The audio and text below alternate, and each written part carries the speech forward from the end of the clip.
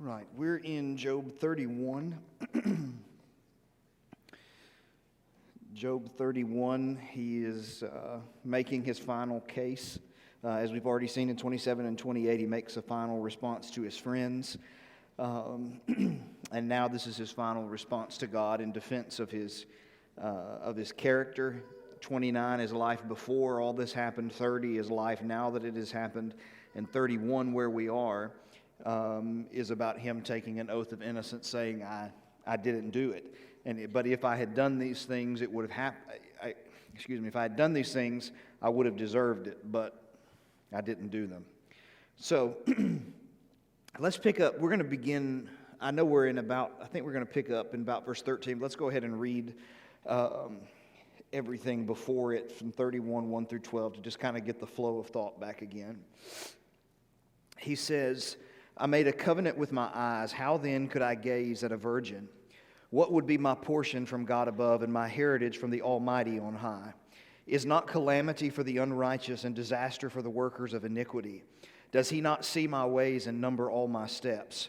If I have walked with falsehood and my foot has hastened to deceit, let me be weighed in a just balance and let God know my integrity. If my step has turned aside from the way and my heart has gone after my eyes, if any spot has stuck to my hands, then let me sow and another eat, and let what grows for me be rooted out. If I have been enticed toward a woman, and I have lain in wait at my neighbor's door, then let my wife grind for another, and let others bow down on her. For that would be a heinous crime, that would be an iniquity to be punished by the judges. For that would be a fire that consumes as far as Abaddon, and it would burn to the root all my increase. Okay? So now where we pick up deals with, and throughout the significant portions of this, he's going to be talking about the way he treated the downtrodden. And so the argument will be, if I had mistreated the less fortunate, the downtrodden in life, then what is happening to me, I would have deserved. So, verse 13. If I have rejected the cause of my manservant or my maidservant when they brought a complaint against me, what then shall I do when God rises up? When he makes inquiry, what shall I answer him? Did not he who made me in the womb make him? And did not one fashion us in the womb? And so what we're seeing is somebody coming to him, a manservant or a maidservant, somebody who is at the very least employed in his house, okay? Knowing when Job lived, the status of and what slavery looked like is not always the easiest thing to discern in that time period. However, you and I both know that in many homes, it wasn't matter whether you were an employee or you were a slave or something along those lines. Their treatment was not always just and fair, and many times I think you could say rarely was it just and fair. And so what you see Job saying here is actually something that would have gone against the grain or the current of his time. And he says, look, if my manservant or my maidservant, if they bring a complaint against me, that is, they come to me and they say, "What you're mistreating me," or something along those lines. You're mistreating me. You're not paying me what you should. You have, in whatever way, under whatever umbrella, you have mistreated me. Job says, my response to that was, "What then shall I do when God rises up?" Or if I have rejected the cause of my manservant or my maidservant. So he does not do what so many times we can be tempted to do, and that is to just summarily reject it. And say, no, I haven't done that. Just immediately go straight to denial. The idea is that he searched it out. Job was willing to look at himself and to consider what his servant was saying. Was it legitimate? Had Job behaved in a way that was not correct? And if he did, what did he need to do to make it right? You see, at a number of different levels, this is really revolutionary. in its time, and in another way, it transcends time. One is in a time which other individuals were viewed as less than. Here is Job saying, it doesn't matter who a person is. If they come to me with a complaint against my character, I'm going to hear them. I'm going to listen to what they've got to say. And I'm going to ask myself, I'm not just going to say, oh, you're crazy, and just push them on. I'm actually going to sit and think on what it is that they've said and contemplate my actions. Have I behaved in a way that is not what God would want it to be?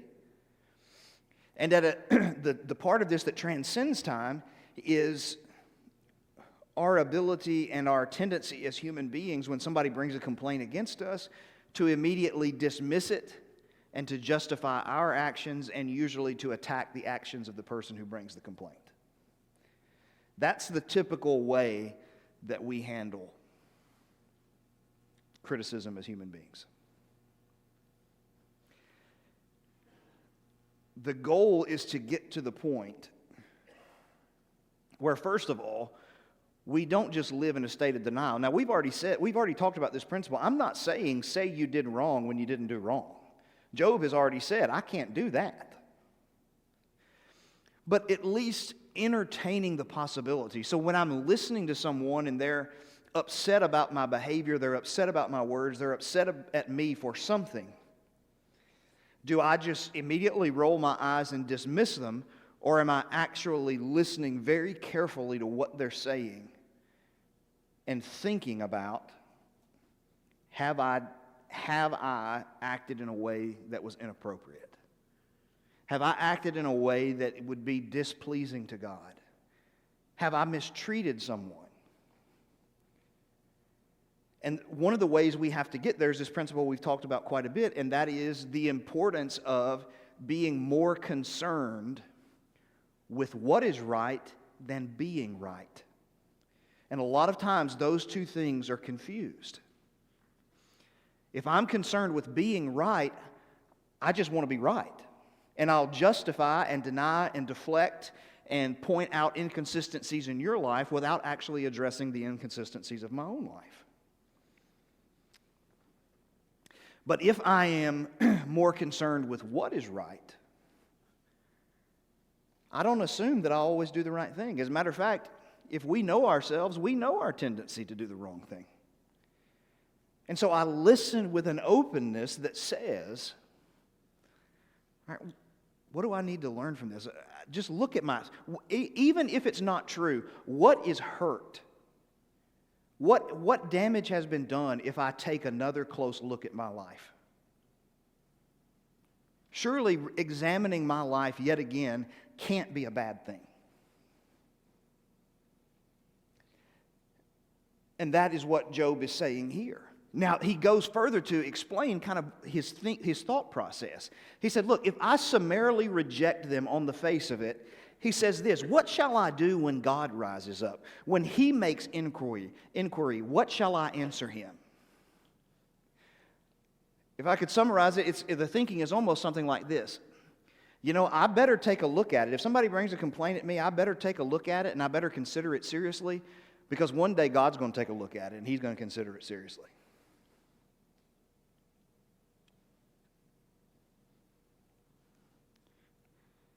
And while it may be uncomfortable to look at it and consider it now, it's probably a whole lot better to look at it and consider it now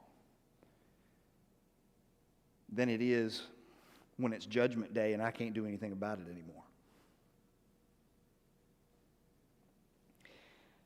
But then you also see the way that Job viewed other people when he says, did not he who made me in the womb make him?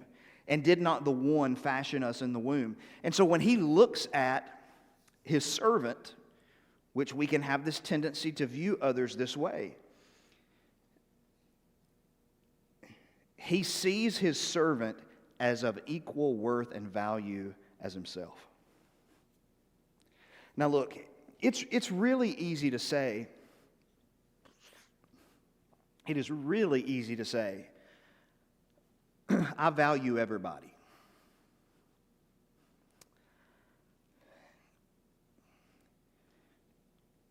It's another thing to actually do that.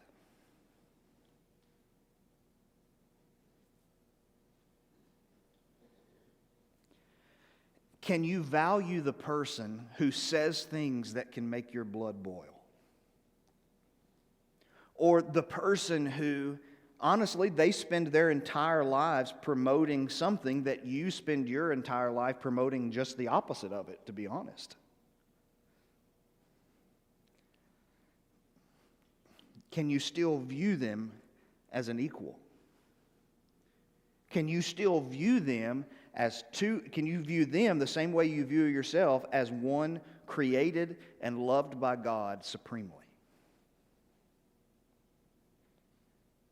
And worthy of dignity and respect. And people say, and it's kind of funny because we get childish. We get on to our kids about this all the time, and then we turn around and do it. People say, but what about what they're doing?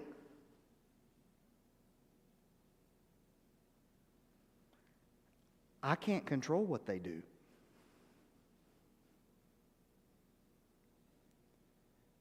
Someone said, well, that person doesn't respect your life. So the answer, in turn, is for me to do the same thing that he or she is doing? That's the answer? No, what makes us different is, even if someone does not value our lives, we value theirs. That's what makes us different. Because if we no longer value them because they do not value us, we are, at the end of the day, net result, we're the same. We devalue people who were made by God. That's what I'm saying. You know, it's real easy to say that. It's another thing to actually practice it. It's another thing to actually practice it. Where the rubber meets the road, when people are saying things that you think might just be absolutely ridiculous, and your tendency is to just roll your eyes and brush them off.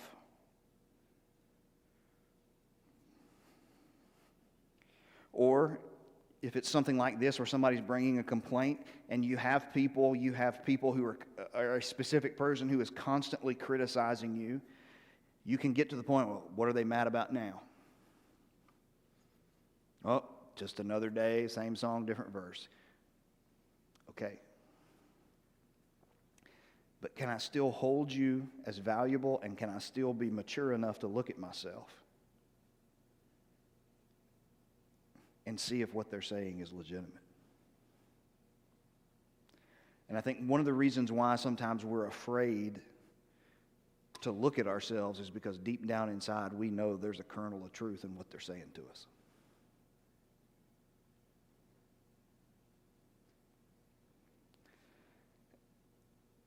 And so Job doesn't pull his trump card that says, hey buddy, I'm your boss. You don't like it, get out. He actually looks at himself. Then in verse 16, he says, if I have withheld anything that the poor desired, or have caused the eyes of the widow to fail, or have eaten my morsel alone, and the fatherless have not eaten of it. Again, the people who are dependent upon others in a society especially that did not have many of the things that we have. Not that we as a society, we're certainly not perfect at it. We do at least have certain things that would bring aid to individuals in some of these circumstances. But these individuals literally would be dependent upon other people. And Job said, there was a poor person in need. I took care of him. The widow needed something. Her heart was set upon it. They needed something to eat. They ate with me. I paid for it. I covered it.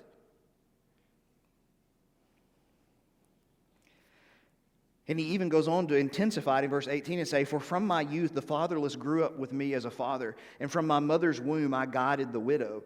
Now what's interesting, this is kind of an interesting statement because it could just be poetic language where you have hyperbole a lot, which is where you exaggerate to emphasize your point. I've been helping people since I could walk. Job could be saying something like that, right? I've been helping people since I was born. Or it could be that he's actually making the claim that, Job's wealth would, in my mind anyway, indicate that it's not just a one-person type wealth, that it may have been a generational type wealth that had accrued over time. And that it's very plausible that he might have, because of, if you look at who Job is, I'm not saying his parents are responsible fully for who he is, but it's not a far leap to say Job became who he was in part to how he was raised. And so it is very plausible that Job's parents raised him to be considerate and to care for people who couldn't care for themselves. Further, verse 19, if I've seen anyone perish for lack of clothing or needy without covering, if his body has not blessed me, and if he has not been warmed with the fleece of my sheep. So someone doesn't have clothing, if I didn't provide for them. Now notice, he's saying things about not providing for other people and saying that all this that has happened to me, if I have not taken care of people, then what has happened to me, I deserve. Do you see how seriously God takes this? When you read the prophets, the constant criticism of the prophets is that you take advantage. Well, number one is your idolatry. You go after other gods. And number two, you mistreat your neighbor. You take advantage of the poor. You defraud. You cheat. You kill. You dishonor. So this is something that God holds as a very high standard. I mean, because this doesn't, if you think about it, and you look at what the prophets are saying, idolatry and mistreatment of your brother, is that not what Jesus said that all of the law was really about? What's the great command in the law? Love God and love your neighbor.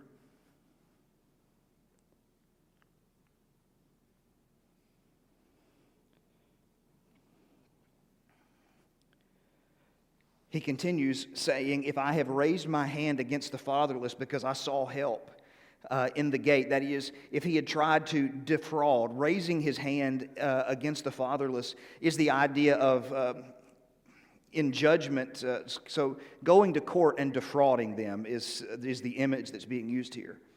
And he said, let my shoulder blade fall from my shoulder and let my arm be broken from its socket. Now notice he has moved. In the previous section, it was about passively ignoring the poor. Okay? Passively ignoring the poor. You don't have anything to eat? Well, it's not my problem. You don't have that? It's not my problem. That's not my problem. Passively ignoring. Now he is turning to more active hostility toward these same groups of people. Now I'm not just ignoring, I'm actually actively coming after you. I'm using fraud to take what you have.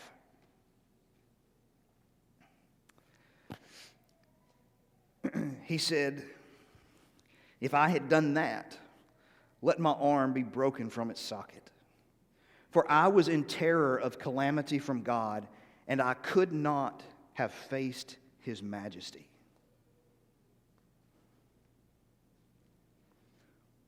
What's he saying?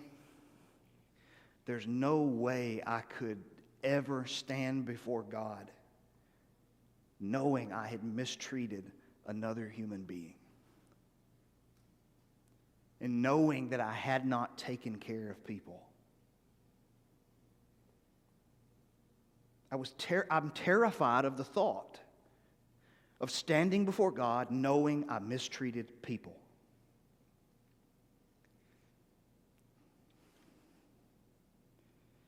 Job knew it back then as a patriarch. Jesus' answer about the great command in the law. This has always been the message of God, is to love Him and to love your neighbor as yourself. That's always been the message. And all the laws point to and drive to those two principles. And that's why, so for an example, someone like Augustine famously in his writings would always say that if your interpretation of Scripture does not lead you to love God and to love your neighbor, your interpretation is wrong.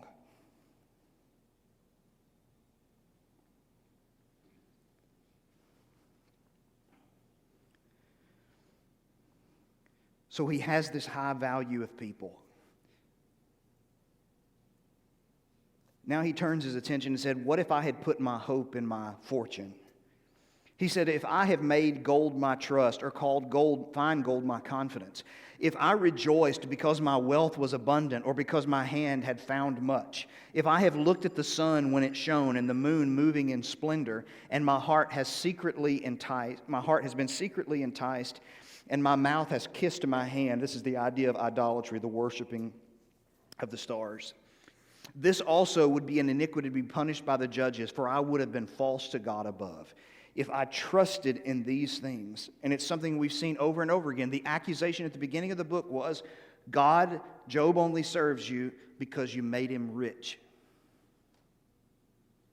His friends are saying the same thing. And Job is like waving with his arms up, screaming at the top of his lungs, telling everybody that will listen, it's not true. When 29 started, when he talked about his life before all this happened and what he missed, what was the first thing that came out of his mouth? What was it that he missed? God.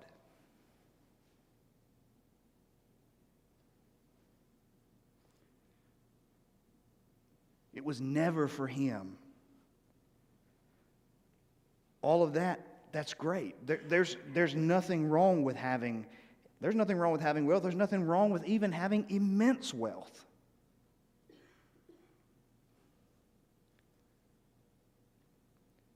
But if that becomes our confidence, if everything centers around that as opposed to God, that's where we've run into the problem.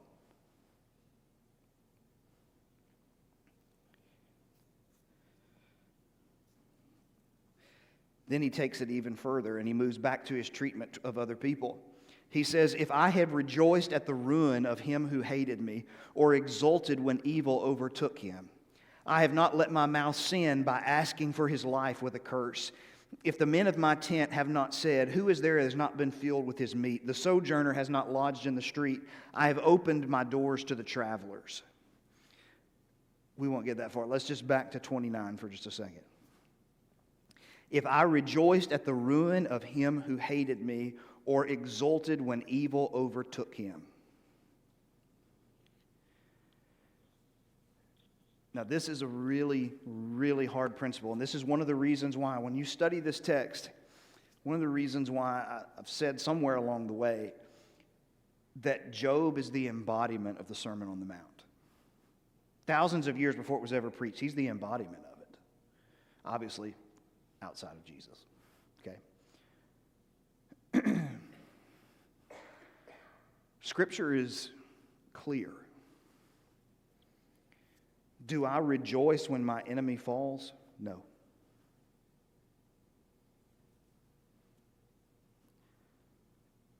We are a people who belong to God, and we're about saving people.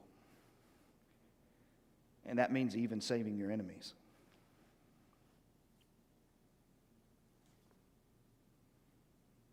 People say, I can't do that. Well, that's exactly what God did for you. It's exactly what God did for me. If when we were enemies, we were reconciled to God, Romans 5.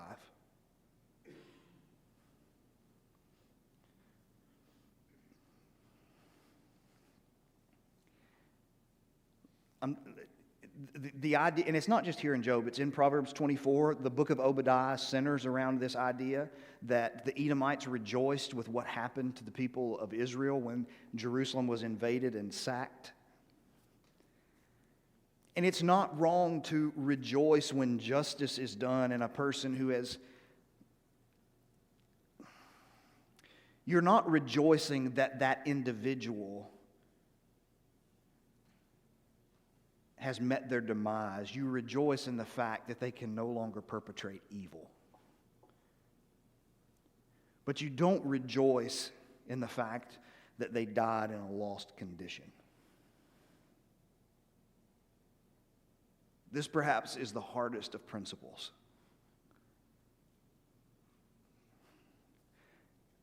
Job said, if I had rejoiced, and that's another thing, like when we have our differences with people,